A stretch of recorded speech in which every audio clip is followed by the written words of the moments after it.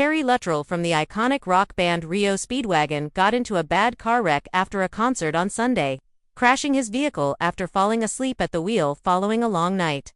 The 78-year-old tells TMZ, "It all went down after a late-night concert. He was driving from Illinois to St. Louis after staying up until 4:30 a.m. Sunday. He felt sleepy and headed towards an exit on the highway, but nodded off behind the wheel while on the exit ramp. His car veered off the ramp, rolled over once and landed upright in the swale area." The singer says, "I can only thank my Father in heaven for seeing me through. It could have been worse. I might not have made it, but obviously he feels like it's not time for me to leave yet." Terry confirms to us he woke up cocooned, wrapped in airbags after the crash. They deployed on impact and cracked his sternum. An ambulance arrived at the scene of the crash and transported Terry on a stretcher. He's currently experiencing back and neck pain and is recovering at Carroll Foundation Hospital in Urbana, Illinois, where he'll remain for the next few days while undergoing physical therapy.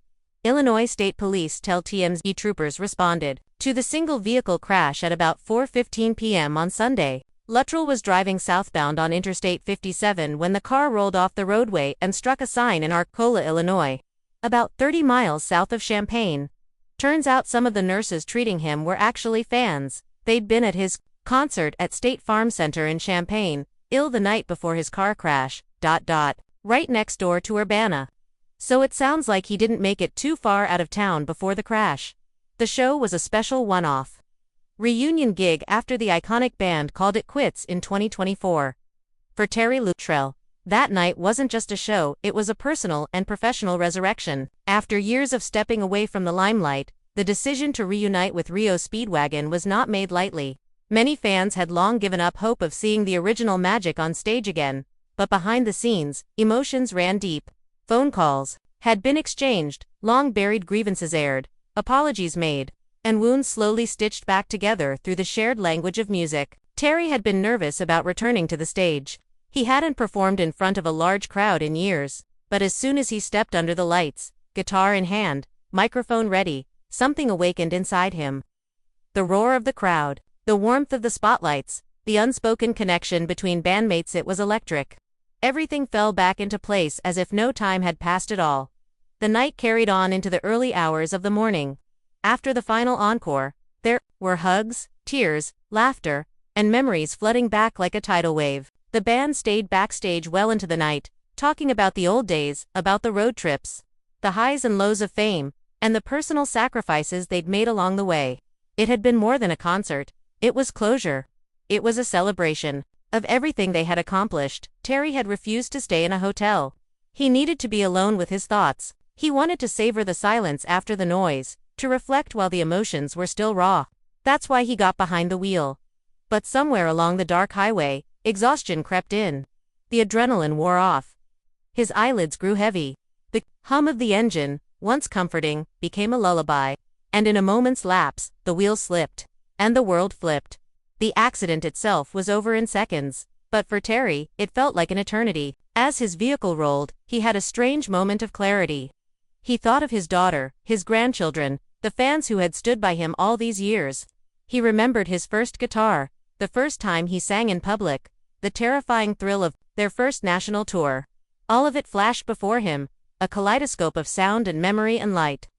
And then, silence. He came to wrapped in airbags, unable to move, heart pounding, lungs tight. He doesn't remember the EMTs pulling him out, only that someone whispered, "He's still breathing." The ambulance ride was a blur. The sirens wailed in rhythm with his heartbeat. At the hospital, faces came and went. Machines beeped, nurses whispered. At some point, he felt a warm hand squeeze his and a voice say, "You're lucky." That could have been it. And he knew they were right. During his recovery, fans began to flood social media with messages. News of the accident spread quickly. Fellow musicians reached out. Old friends called to check in. It was overwhelming. In the sterile hospital room, Terry found himself crying not out of pain, but gratitude. He was alive. He had one more day. Maybe more. And for the first time in a long time, he saw life as the gift it truly was. His therapists at Carroll Foundation Hospital worked with him daily. The exercises were grueling. Every movement sent pain shooting down his spine. But he never complained. When asked how he was holding up, he'd grin and say, "Still got my voice. That's all I need." He sang during his sessions, soft melodies from his youth, and it lifted not only his spirits but those around him. One afternoon, a young nurse wheeled in a portable radio and played one of his old records. The room transformed. His eyes lit up, a spontaneous sing-along broke out, with staff and patients clapping along. In that moment, Terry realized something: his music still mattered. Even in a hospital gown, even with bruises and scars, he could bring joy to others. That was his legacy. The days turned into weeks. As he regained strength, he began journaling. He wrote letters to his former bandmates, to his fans, to his younger self. He reflected on the fragility of life, the cost of fame, the weight of regret. But he also wrote about hope, about second chances, about how even after the curtain falls, there's still music left to play. By the time he was discharged, he had a new purpose. He wasn't just going to fade away. He wanted to give back. He planned benefit concerts for hospital programs, mentorship sessions with young musicians, and even started outlining a memoir. The accident hadn't broken him. It had awakened him. As he drove away from the hospital, this time with a driver at the wheel, Terry looked out the window at the familiar Illinois landscape. The trees, the sky, the winding roads, it all felt different now. More vivid, more alive.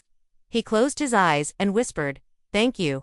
And in that moment, as the sun dipped low on the horizon, Terry Luttrell knew his story wasn't over. Not yet. In fact, it was just beginning again. He spent the following weeks surrounded by loved ones, his daughter, his grandkids, and close friends who showed up not just with flowers, but with stories, memories, and laughter. They reminded him of who he was, of the path he had traveled, and the many lives he had touched. He was no longer simply a performer from a bygone era. He was a survivor, a symbol of enduring spirit. He received letters from fans across the globe, many of whom had never seen him live but had grown up on his music, passed down through generations like a family heirloom. They wrote of how his voice had gotten them through hard times, how his lyrics gave them strength when life felt impossible. Each message was like a brick, slowly rebuilding the foundation of a legacy he hadn't realized he was still crafting. Doctors cleared him to fly, and soon, he traveled to Nashville to begin recording some acoustic versions of REO Speedwagon's greatest hits. He wanted to strip them down to the bones, just his voice, a guitar, and a quiet room filled with honesty. The sessions were emotional. On more than one occasion, he had to stop mid-take, overcome by the weight of the words he was singing. The lyrics, once just catchy hooks, now held deeper meaning. Every line echoed his gratitude, his pain, and his resilience. He also began speaking publicly about the accident. He didn't dramatize it, nor did he minimize it. Instead, he used it as a platform to advocate for better awareness around drowsy driving, especially among older individuals who still believed they were invincible behind the wheel. He partnered with organizations, attended community events, and even appeared on talk shows to share his experience. His message was clear: your life can change in an instant, but it doesn't have to end there. Recovery is possible. Redemption is real. And it's never too late to start over.